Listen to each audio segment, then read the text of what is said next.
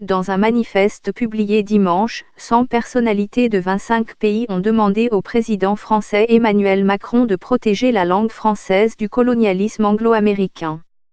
Des artistes, des enseignants et des scientifiques, dont le chanteur français Pierre Perret et le sociologue suisse Jean Ziegler, font partie des auteurs du manifeste.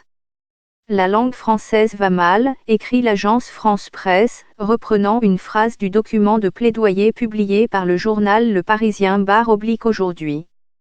Étouffé par l'anglo-américain, le français voit désormais son usage même évincé par cette dernière langue devenue si peu étrangère, écrivent les signataires du manifeste. L'Afrique, l'avenir de la langue française.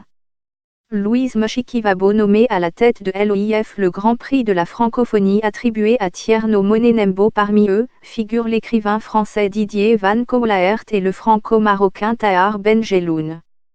À l'occasion du 69e anniversaire de l'appel du général de Gaulle, le 18 juin 1940, il demande à la France, première contributrice financière de l'Organisation internationale de la francophonie, OIF, de suivre enfin la trace laissée par l'esprit de résistance et de protéger la langue française, du colonialisme anglo-américain.